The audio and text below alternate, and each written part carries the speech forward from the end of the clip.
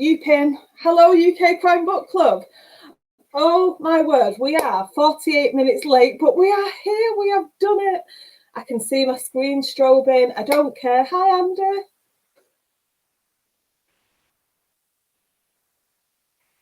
Oh, tell me you can hear me, Andy, because I can't hear you.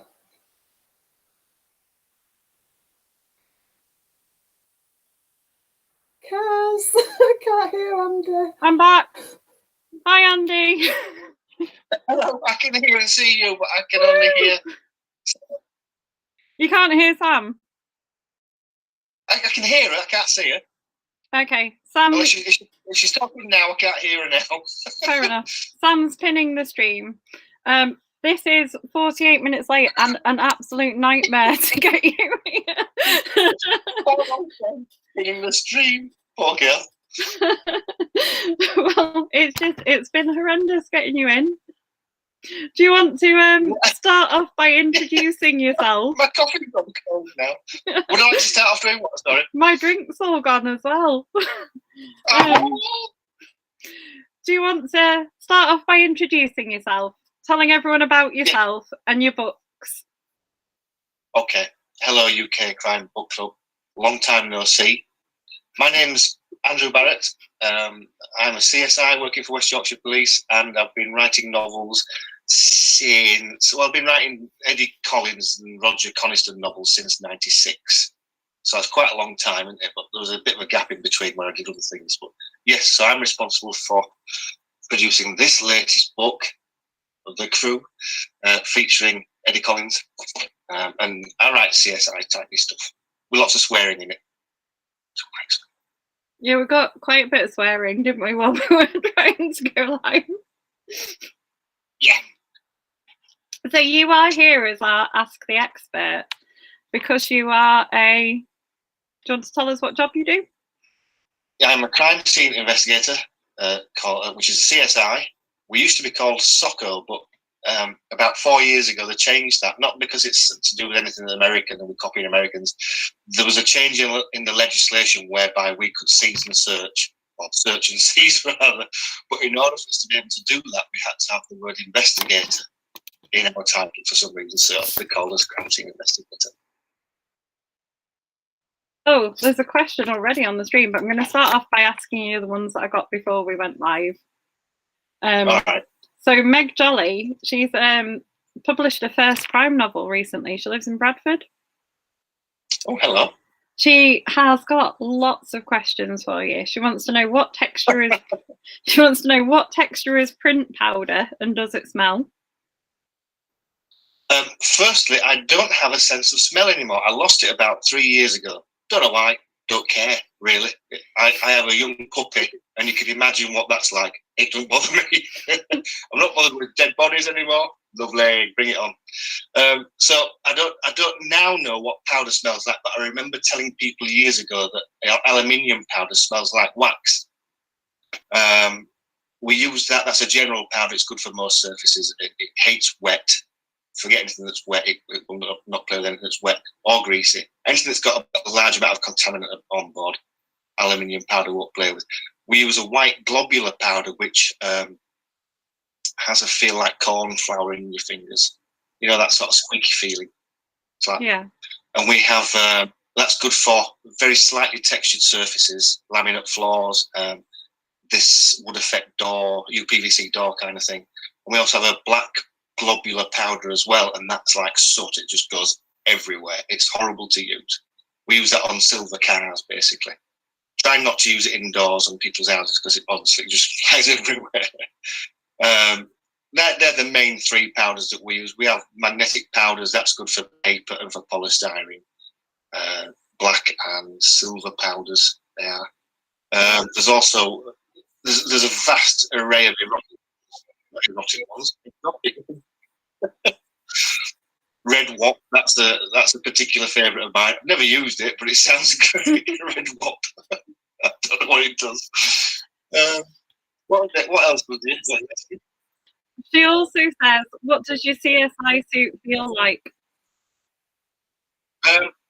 It's a curious mix between paper and plastic.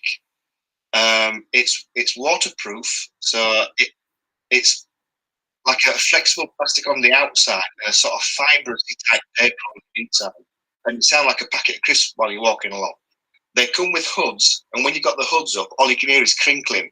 So most people these days use them with the hood down and just use a hairnet to stop any hair falling out. They get very hot and very sweaty very quickly. So imagine what it's like for a full shift inside a scene suit in summer. It's not very pleasant. And then you've got the overshoes as well, so you don't get a lot of air to your body. It's very hot and pleasant. She also says, what does death smell like? Again, at the moment, I wouldn't be able to tell you, but I remember describing it to somebody a few years ago. It smells like goldfish that needed changing about 4 weeks ago. You know, that sort of smell that goes straight to the back of your throat, and it stays there, and that's what it smells like. Also, if you're doing postmortems and you are in the middle of a postmortem, it smells remarkably like a butcher's shop. Sorry, but it does. You are, after all, made up of a load of meat, so why wouldn't it smell like a butcher's shop?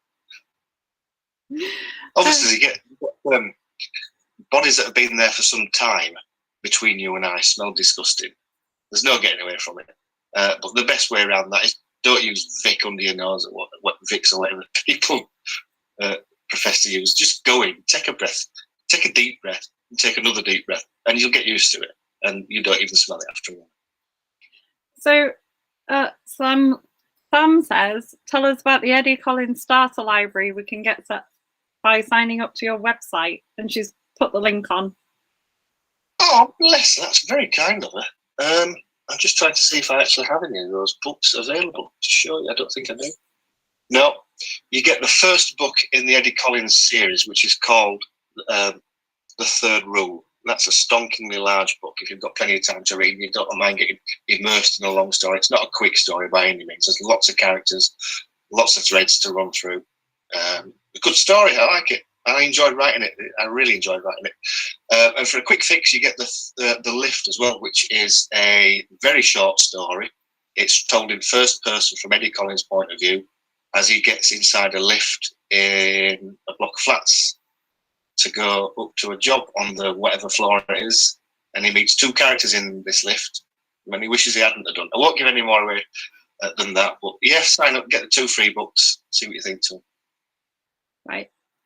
Joe Singleton says, how do you see the future for CSIs? Is there anything new that's going to make a massive difference? We're already seeing lots of differences. Technology from on the front line of CSI work is in meds. We've got tablets now, which are sensational pieces of equipment. We can send our fingerprints and our footwear to the relevant bureau over in Wakefield, and they can get an ident from a fingerprint now before I finish typing, which is fantastic. All our exhibits that we collect throughout our examination, we've got a Bluetooth printer in the cab now. We can just print the labels off to stick on the bags. Really good, really good. It takes a lot of learning, and when it messes up, it plays with your head big time. Trust me, I know. I've launched my tablet across my van many times, but that side of things is phenomenal. It's really good. We're going through a bit of a change at the moment with ISO 17020, which is a massive headache for us all. But it's what the government wants. So I think what that's aimed at doing is standardising scene examination across the country, so that when it gets to court, you can take for granted that what we've found has been found legitimately and has been processed accordingly. So the ISO aspect of our crime scene investigation, take that to one side, and you've got the core technology that we use: powders, brushes, cameras. It's all the same. It's been for years. I can't see that change. Fair enough.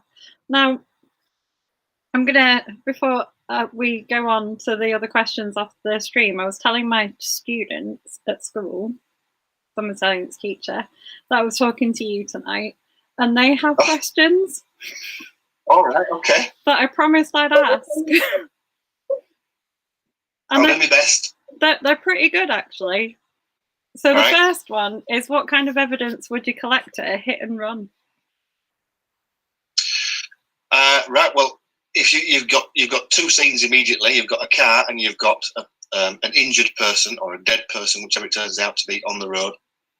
From the car, you get the injured or dead person's hair, blood, clothing fibres, possibly fingerprints, although very, very doubtful. From the impact site, you've got paint from the car, physical fit of any broken indicator lenses, things like that. So you've got plenty to play with. You can be there for some time collecting all that. Nice. And the other question that they had for you is chloroform traceable? Is it wattable? Is chloroform traceable? No idea. I don't know if I should be worried about what they're planning. I will Google it quickly if I were you. I'll be honest up front. If I don't know something, I'll tell you I don't know. No, it's the best way. I have no idea. Yeah. Oh my God, Sam says I'm a genius. I don't know why. I wish I could see her. She makes me laugh. She's tormenting me by opening drinks, like off screen, because I only bought one up. She says, have or will Eddie Collins and Roger Coniston ever cross paths in a book? Yes, they have. I think it was Sword of Damocles, because Roger went to examine a burglary scene at the main character's house, and some personal piece of evidence came to light, and Eddie, who went back to examine the scene again for a different reason, wanted to know what he found. So he rang Roger. And also, again in that book, Eddie did something a bit naughty, and I don't want to spoil it for you. Eddie did something naughty and got in touch with Roger to go and finish the job off. That's all I can say on that, because I don't want to spoil it for you. But yes, they have met. I don't anticipate them meeting again. I think once is enough. And once might be enough for Roger as well. With Eddie. Yeah. So Charlotte McFall, before we went live, asked, police believe a murder committed in a house.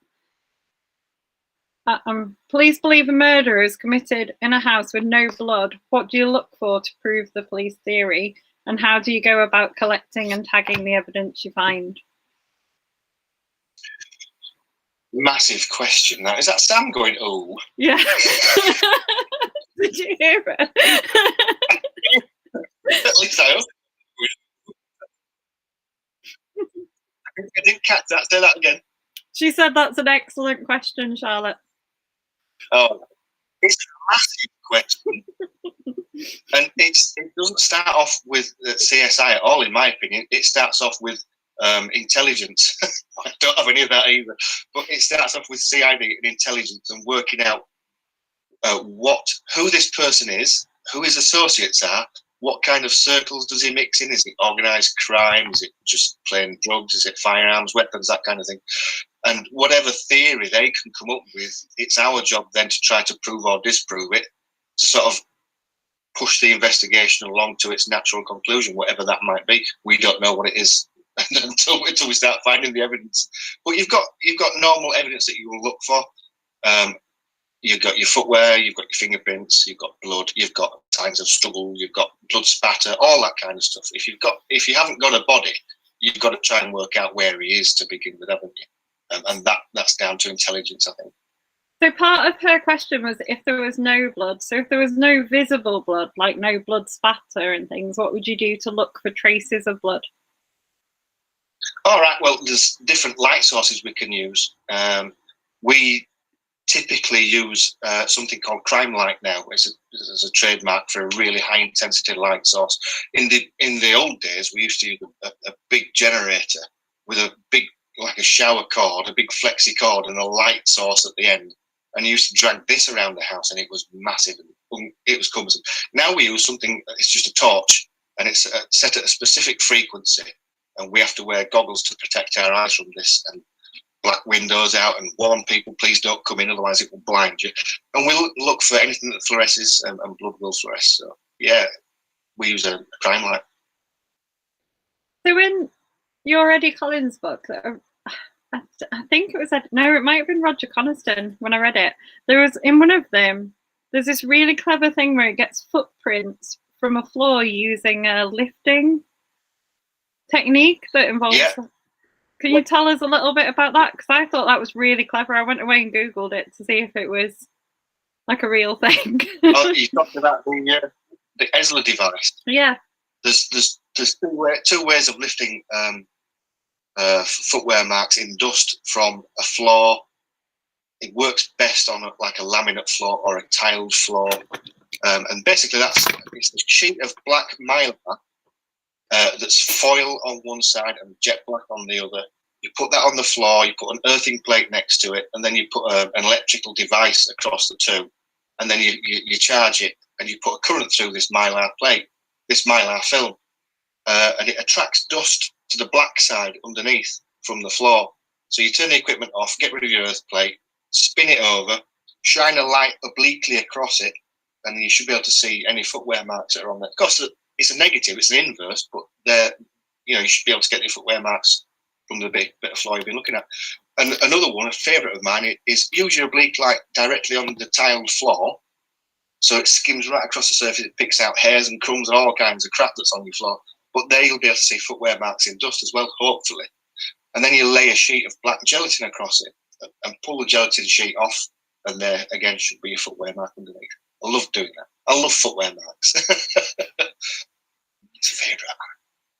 Yeah, I got that. There's, I think the newest one in the crew, he talks about loving footwear marks. I do like it. Yeah. Joe says, if you were able to, would you like to write full time, or do you enjoy your job? Yes. Is that a thing that you can answer like on screen? In fact, yes. I absolutely love the core element of my job, and that's going to a crime scene and working it out in my head to try to figure out what's happened and to get as much evidence from it as I can within the constraints of time, of whatever else it is placed against us. But I would love to carry that to my desk on a full-time basis and just write, and I would absolutely love to do that. My writing is interrupted by my everyday work. I work 7 days on, 3 off, 7 days on, 4 off, and half the week is split into early shifts starting at 7, and the second half of the week shifts are split into late. So I'll finish at 11 o'clock at night, or every 3 weeks that late shift is dedicated to nights, or it's dedicated to half nights. And so you can imagine that's 50 odd hours a week, and it takes its toll on you. You get to day 7, well, me anyway, I'm certainly flagging on day 7 when you finish at 2 o'clock in the morning. Whatever. So yeah, I would absolutely adore to just do it on here. It would. There's nothing like writing, Caroline. Writing is absolutely gorgeous. I love writing.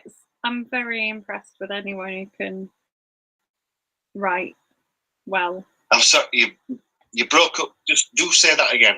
I said I'm very impressed with anybody who can write.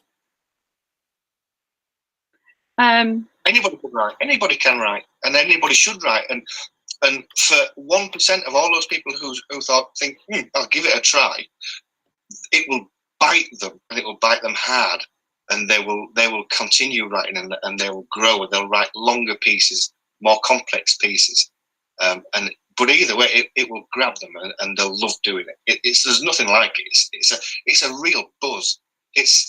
My wife loves roller coasters, and she gets a real thrill from roller coasters. I get a real thrill from writing.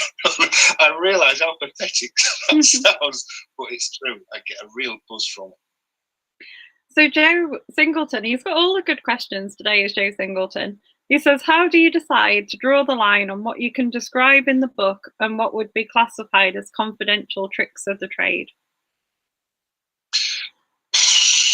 Right, well, I use open source. If there's anything that I can find on Google, it's fair game. I can use it. If not, I have an option of making something up that I made up. If you read the third rule, MLPD, do you remember MLPD? Spraying that on a window to bring the fingerprints up? I made that up. It's multi-layer protein dye, and I made it up.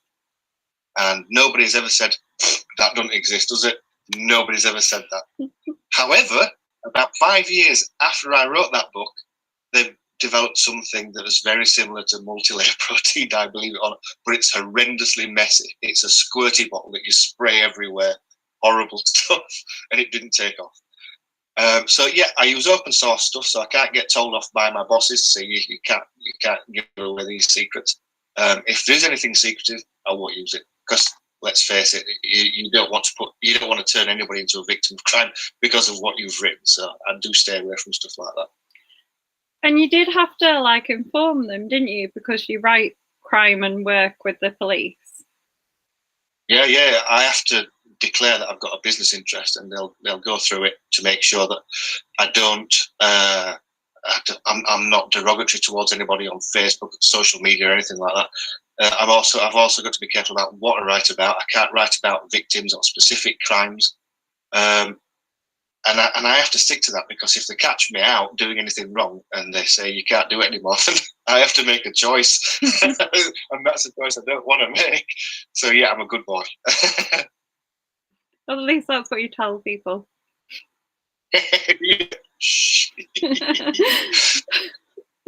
Sam says she thinks any story you've heard 3 times from 3 different places is fair game.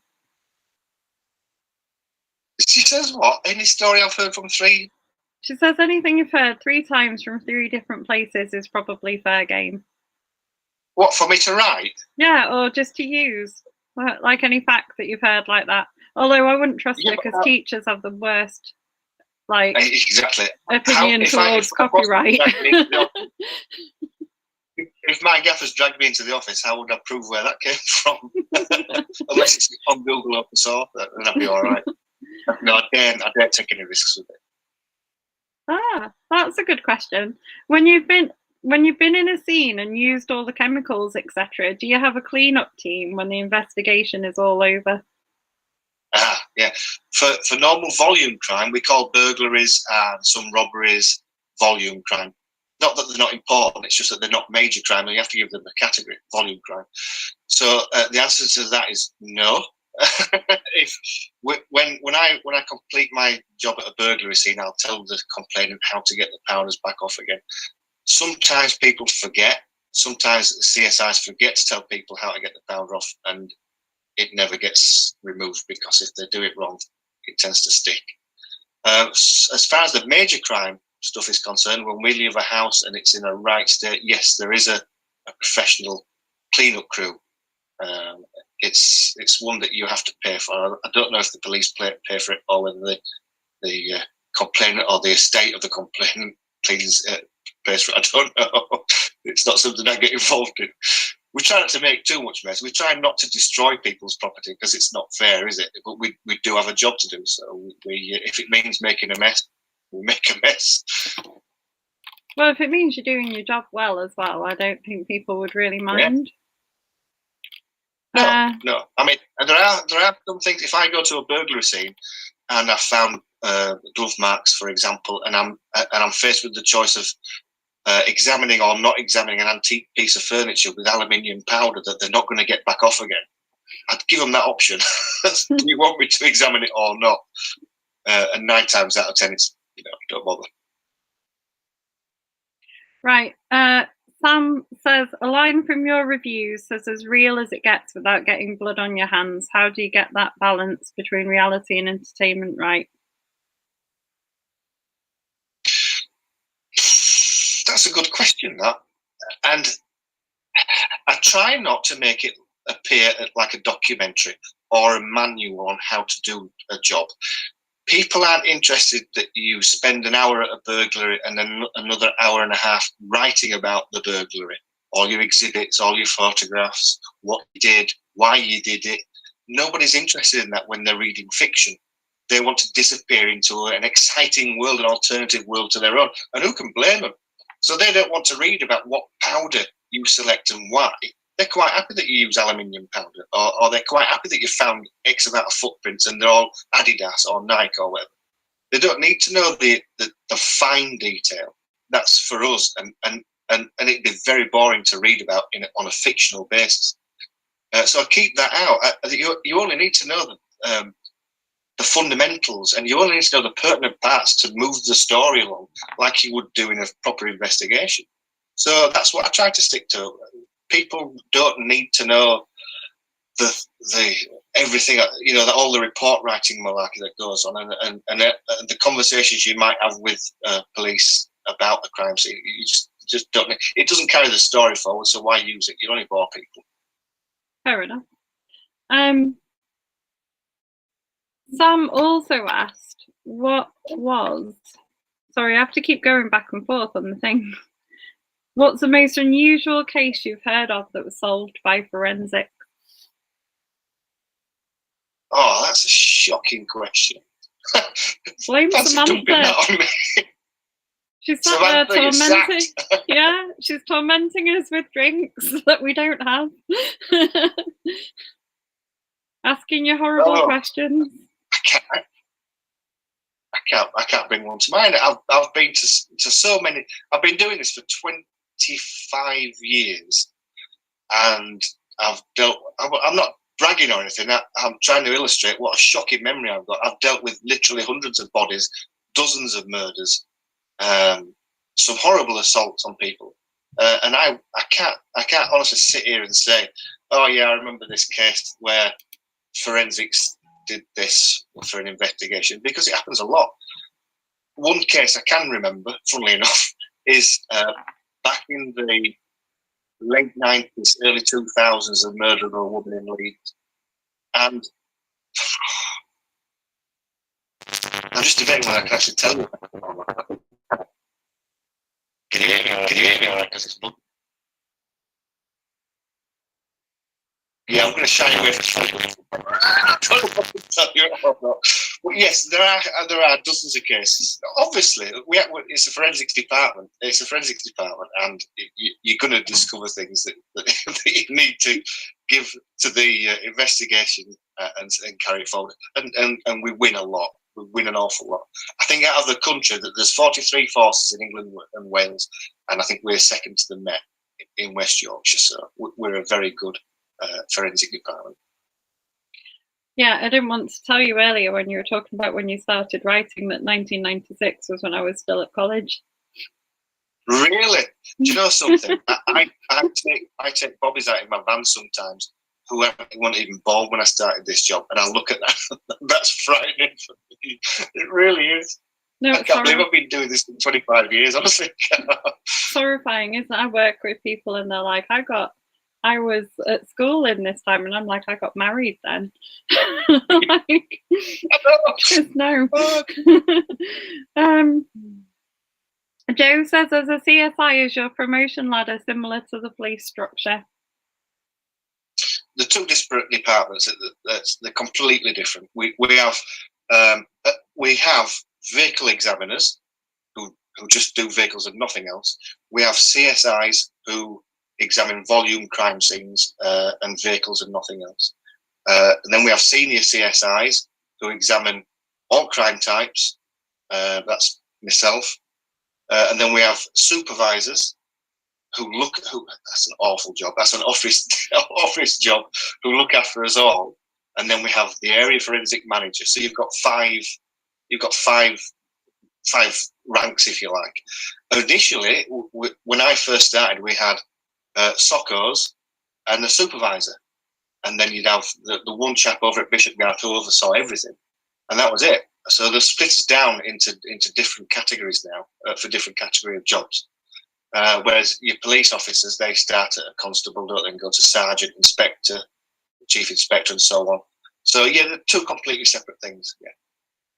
I have no idea what my dad has written on this thing. Something about a case in Leeds, butcher case in Leeds, he says. Sorry, a what? My dad said something like butcher case in Leeds. I don't know what that is about. No, I don't either. No idea what he's talking about. This is a regular occurrence with him, though. It's getting old. It's he's gonna kill me when I see him. Joe says, are there any funny, strange stories you can tell us about that have happened when you were doing the job? Tell us your funny job stories. All right. One of the first ones I can remember, this is one that your dad likes, is I was only 2 or 3 years in service working in Halifax, and they used to have a tiny little mortuary there. And it really was like somebody's front room thing with it was a ceramic table they had. A pottery table, that's right, a large pot table with a body on it. And it was cut open.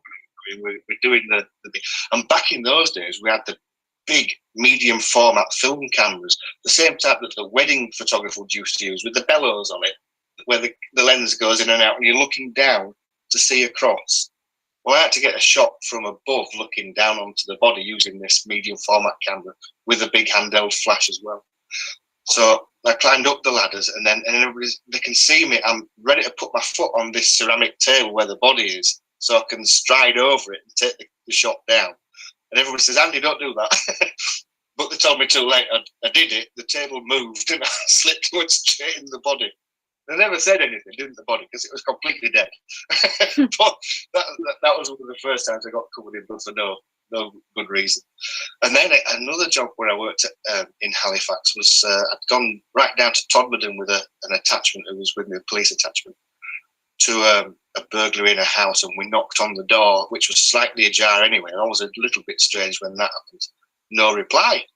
And I thought, what do we do?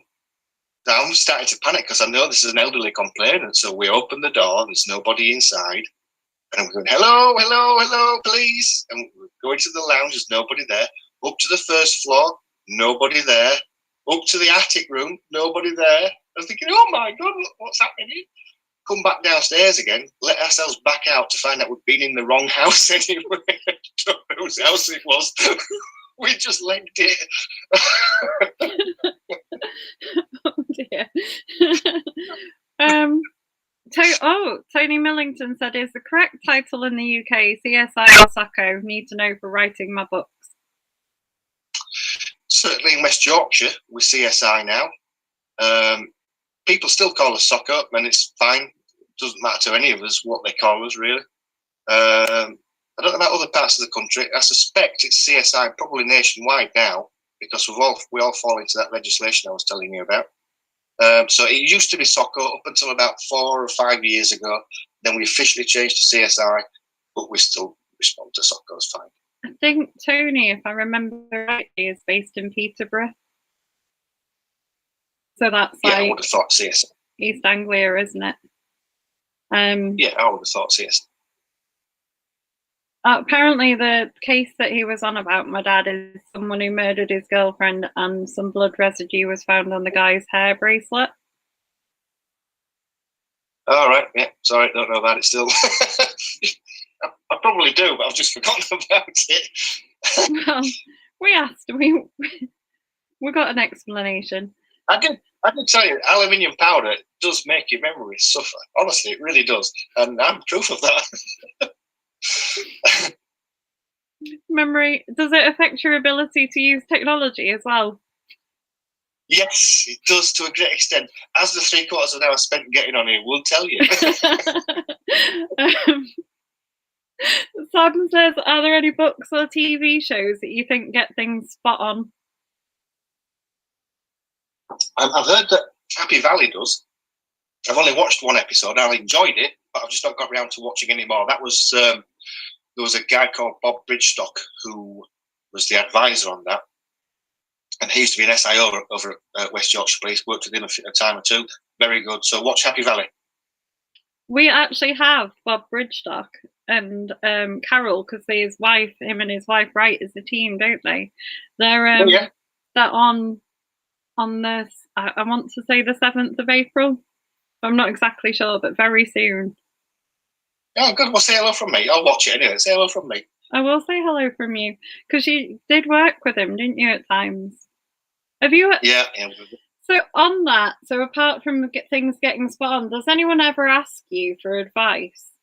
Because you're a friendly guy and lots of other authors. Have anyone ever contacted you and said, I'm writing this bit, can you help me out? Yeah.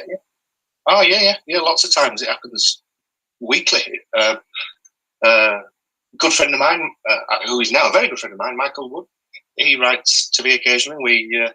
We swap ideas.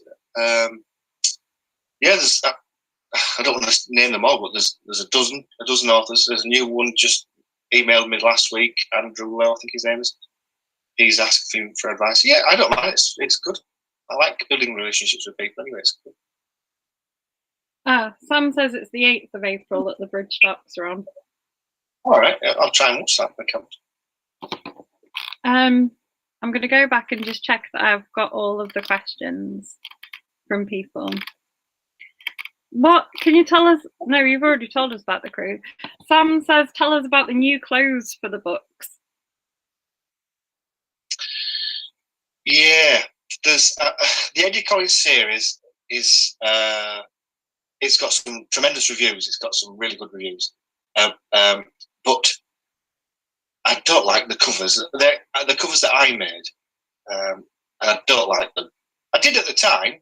But when you see them compared to other books in the same genre, they're amateurish and they're rubbish. So I'm saving up now to get new clothes for all the books. And I'm thinking, I've just got, you might be able to just see it on my screen behind you, books 1 to 3 of the Eddie Collins series in a box set. Get that while you can, because in a few months' time, the book 1 in there, the third rule, will not be an Eddie Collins book. I'm taking that out because the rest of the books, Black by Rose, Sword of Damocles, Leadstone Look, The Death of Jessica Ripley, and This Side of Death, they're all sort of good crime thrillers.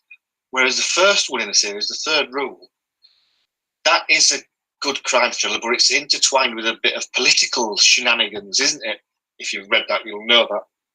And so I find that people who read The Third Rule aren't into politics, and they assume that the rest of the books are the same ilk and don't bother going on with them. Or they're a crime thriller fan who starts to read The Third Rule and discovers it's got a political slant to it, so they then don't pursue either that book or the series. So it's time to pull that book out and slot another one in its place. So that's the one I'm writing at the moment, a new book number 1 in that particular series. That's a world exclusive, folks. So if you want to get The Third Rule with Eddie in it, then you need to act fairly fast. Well, within the next few months. How difficult a decision has it been to change that book? Just say the first part of your question again. How difficult a decision has it been to change? Massive. Because I wrote that book I started writing The Third Rule in 2004. And then in about 2006, I broke off to write scripts with a friend of mine. And then I went back to The Third Rule in about 2010.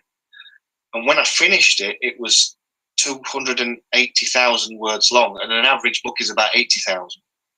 So I made the decision to chop it into 3 segments because it's a big book. So I made the decision to chop it into 3 segments and flog that on Amazon. And it did quite well, but people didn't like the fact that it was in 3 segments. They thought I was trying to screw money out of them, which wasn't the case at all.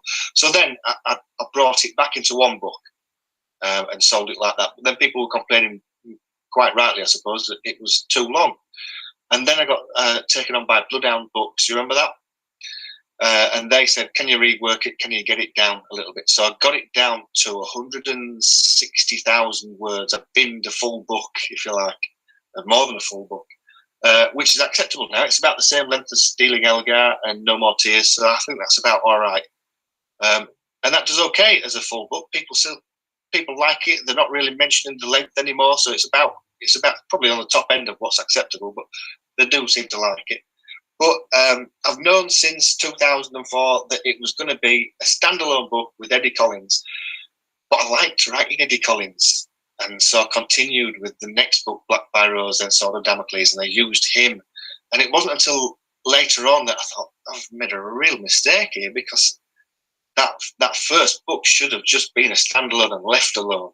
And then I should have continued with a new character, but I didn't. And people like Eddie Collins, so I'm not going to leave him in the third rule and rewrite the rest of the books. I'm just going to get rid of the third rule. Under a different character's. I'll bring it back as that book, but under a different character's name, I think. Yeah, Eddie is brilliant. One of my favourite characters, though, is his dad. Oh, Charles, yeah. Yeah. Would you ever write sort of either an early days of Eddie or something like a standalone about Charles?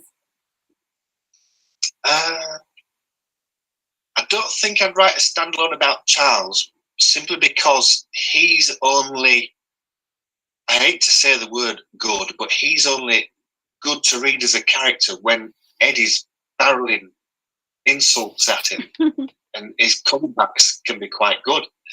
As a character, he works great with Eddie, but I think by himself, I think he might be a little bit lame. So, no, I don't think so. I was thinking about doing a standalone from D.I. Benson's point of view. I think we spoke about this before, you and I, didn't we?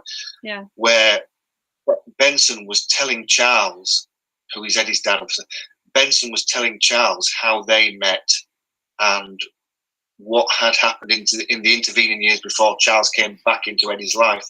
But the only way to do that really is to kill Eddie, so that conversation could exist. And I don't think Big would be too happy with me if I killed Eddie off just yet. Anyway, No. You're not allowed to kill Eddie off. I might try and work a way around it, see what I can come up with. Oh, hang on. Joe says, what happens when an investigation goes wrong for whatever reason? Is there ever any big internal investigations for falsifying evidence, for example? I've never heard of one of falsifying evidence. I think to falsify evidence, you must have a personal investment in the crime or the victim or whatever. And to us, to me certainly, it's a job. And I feel sorry for the victims, but that's as far as it goes. I do my job legitimately. There's no questions I'm doing anything illegal, not for anybody.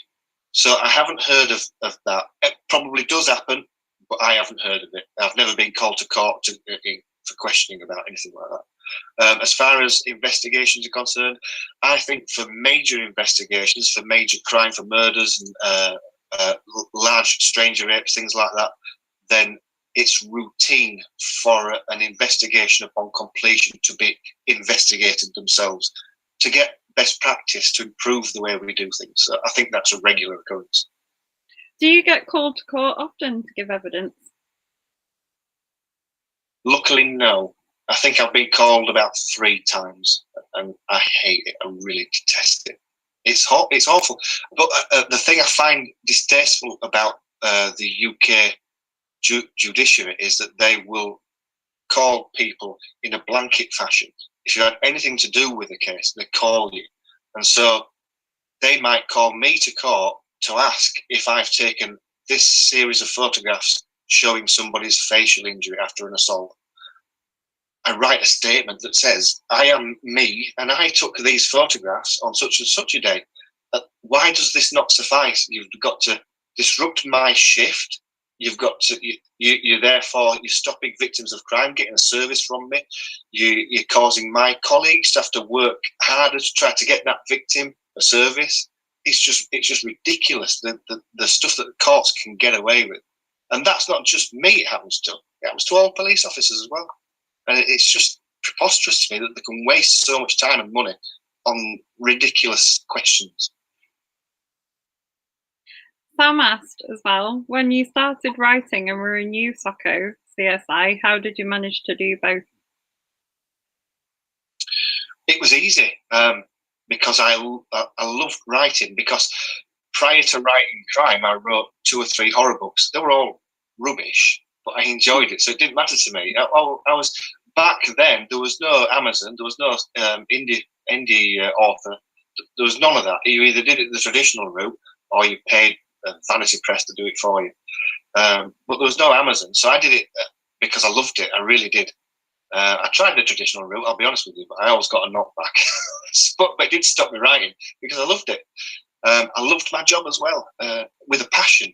So none of them felt like work. I was enjoying my home life writing, and I was enjoying my work life too. So it wasn't difficult at all. I wasn't very good at either, but I tried, and I eventually got reasonable at both. I think you're better than reasonable. Oh, bless you. That's another 10 round. When we can all meet in the after times, you owe me and Sam a drink. You're on. Double water all round. Pardon? Double water all round. She says, she's holding up her hands like this, Sam. I think she's saying that we've got 10 minutes. All right. No? Or 10 seconds. Or that you owe us 10 drinks. Oh, But yeah. Water is. Now I'm getting a thumbs up. She says, have there been any changes to your job due to the current situation we find ourselves in? Yes, there are a few colleagues who are severely vulnerable who can't go in. I don't know what they're doing, but they'll have been given a laptop and some mundane work to do, no doubt, to work from home.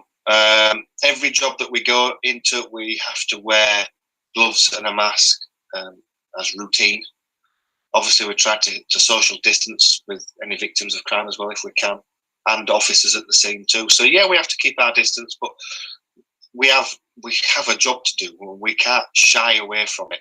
If people are suffering from COVID themselves, then we have extra measures, different masks and an apron to put on too. But we have to still do the job.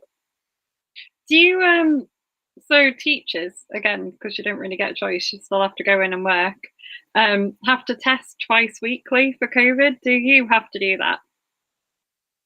No. We distance at work as well. We've knocked out every other computer, so we keep away from everybody. We've got to wear masks in the station as well. So we try our best to be good about it all. Yeah. Sam says, what are the biggest mistakes made in crime fiction, in your opinion? There are a lot from memory, and I only say that because I don't tend to watch too much crime fiction. But the biggest one that really boils me is taking the suspect back into the scene of a crime to interview them, and I just don't understand why anybody would think that's a brilliant idea, when quite clearly any evidence that might make him a suspect has just been negated by taking him there. So that just as soon as I come across that in a book or on a film, shut it off.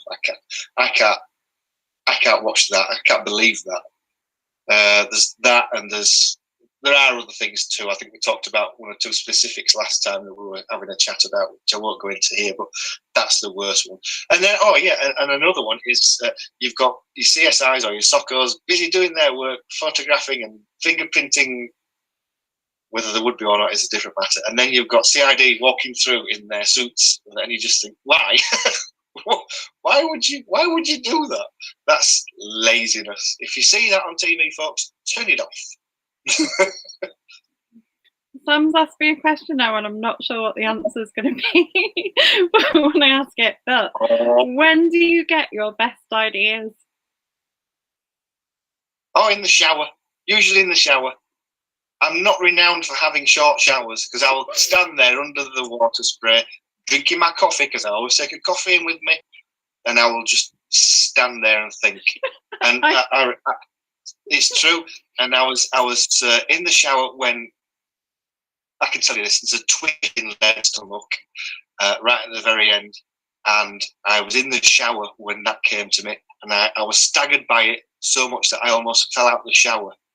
That is true. What I like is a lot of people don't get that twist because they're not paying attention, and I'm not going to spell it out for them. You got it, Caroline. I know you got it. What I like is that Sam and me both did exactly the same reaction when you said you took a coffee in the shower. Why would you do that? I take a coffee with me everywhere. Seriously, I'm never without a coffee. If I'm without a coffee, I'm bereft and I'm grieving. But I take a coffee in the shower. I put it on the shelf. It sometimes gets a little bit damp, but hey, no. I always take a coffee with me.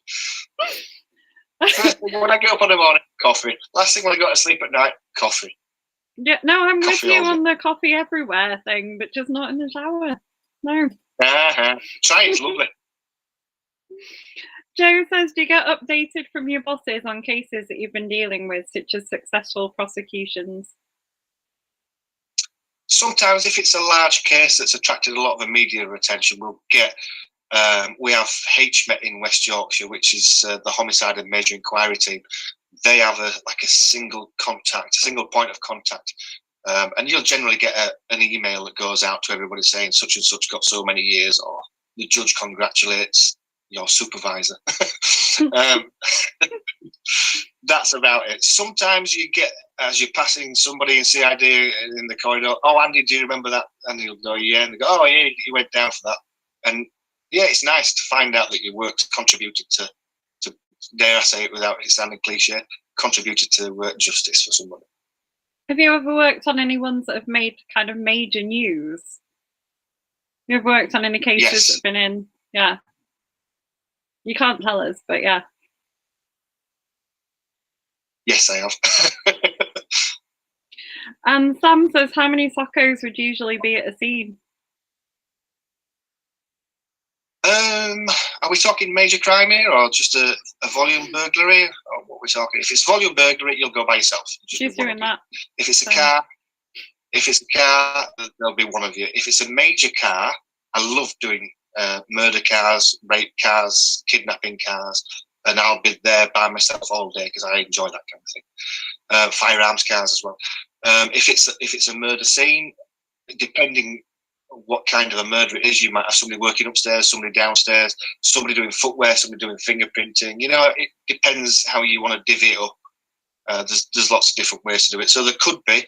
I've known scenes where there's 7 or 8 of us working in a house together, all doing different things at the same time. But quite often there's just you and a supervisor, or 2 people and a supervisor. What do you mean by a murder car? Like a car that like a body's been in? Yeah. Oh. Or a car that has been driven by a murderer. So yeah, there's connotations left, right, and centre for cars like that. You're trying to find blood on pedals, door handles, fingerprints on door handles, secret compartments, blood. I found, after 4 hours of searching a car for blood, I found a full stop-sized piece of blood on a boot seal of a red Escort years ago, and that nailed somebody. So I'm quite pleased by that. That was the victim's blood. Wow. Joe wants to know what your training process is like. Do you get regular on-the-job training for all the new procedures? Yeah. We are assessed yearly on all our competencies, from fingerprinting to footwear casts, all that stuff, DNA recovery. All our reports are assessed and dip sampled on a weekly basis to make sure that we're doing everything correctly and by our standard operating procedures. We are very thoroughly looked at. The only thing they don't do at the moment is pin a camera to our chest as we're doing the exam. Otherwise, everything is looked at. And it has to be, because if we go to court and they're taking for granted that everything that the evidence being presented to them has been recovered in a proper fashion, then we have to do it right. Otherwise, it all falls to pieces. So tell us a bit, because I think that was one of the questions before we went live, was about DNA recovery. Tell us a little bit about how you go about recovering DNA. Well, DNA comes in many forms: cigarette ends, chewing gum, blood, saliva, bodily fluids. I'll leave that to your imagination. Hair. You recover hair into we used to call them Beechams. They're frowned upon us put them into plastic pots because they tend to stick to the sides and you can't get them out again. So I always wrap them in some sterile paper, and then they go into a tamper-proof evidence bag. Blood is swabbed after being tested with a Castlemaine kit first, a reagent, just to make sure it is blood. Then that goes into the swab tube, into another bag, sealed. What else is a chewing gum? That goes into a universal container, a sterile one. You can get DNA now, contact DNA, using tape-its, the tiny little pieces of tape, sterile, made just for us. And you tape it over the surface of whatever it is you're after. And hopefully it picks up offenders' DNA. What else did I say? Cigarette ends into a universal, into a tamper-evident bag. So there's lots of ways of doing it. Depends what you've got.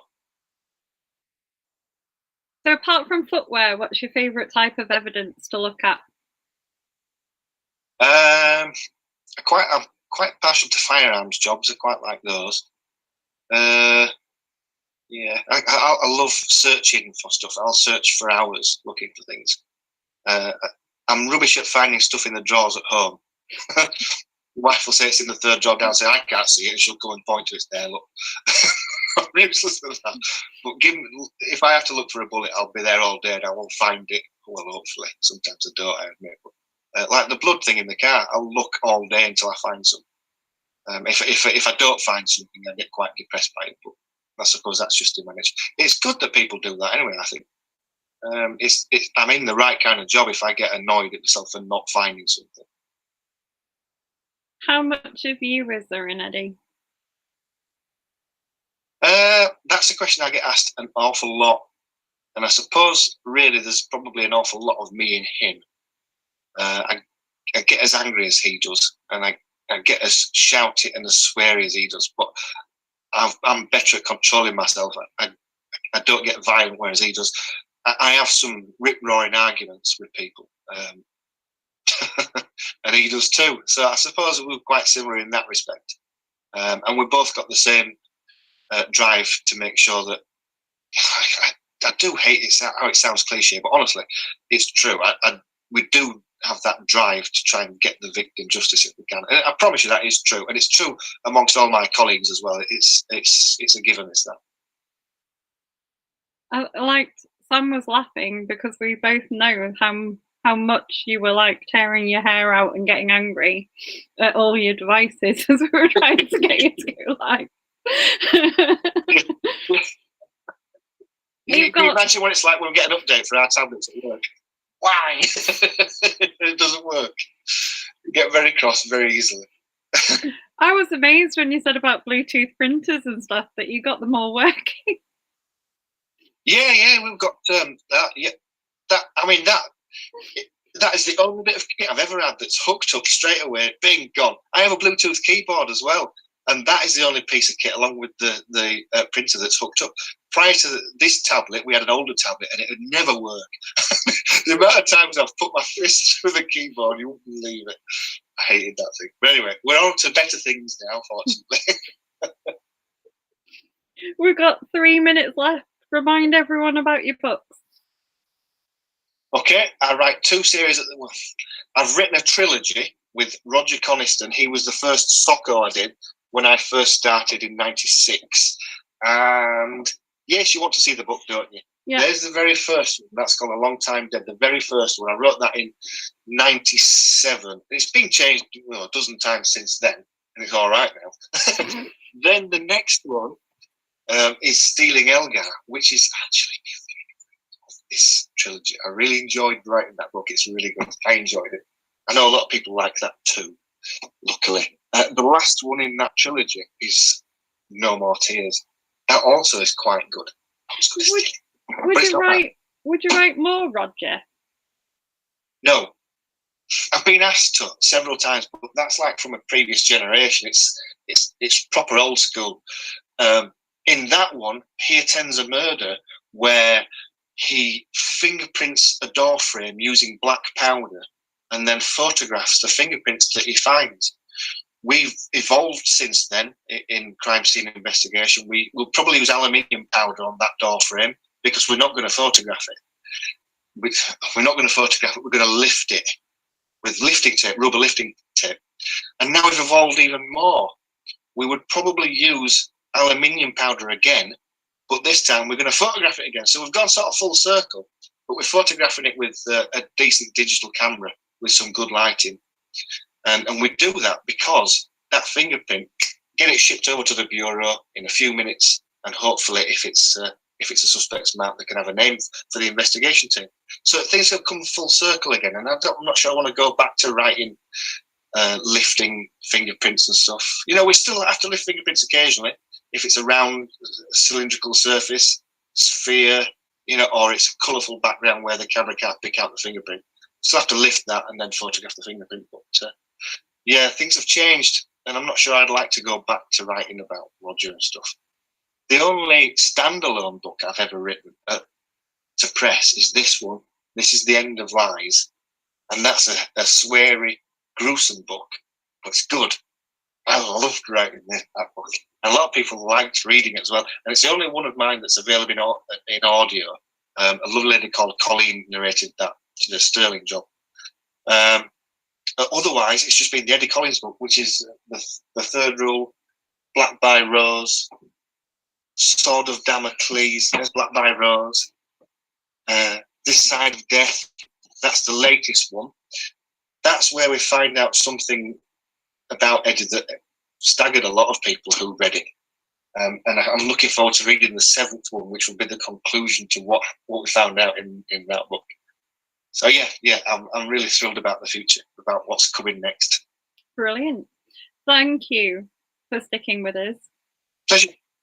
And It's giving been a it pleasure. a whole hour, even though it took us nearly 2. 2 hours to do. Yeah. Like one of my jobs. I did 2 hours, it only took me an hour.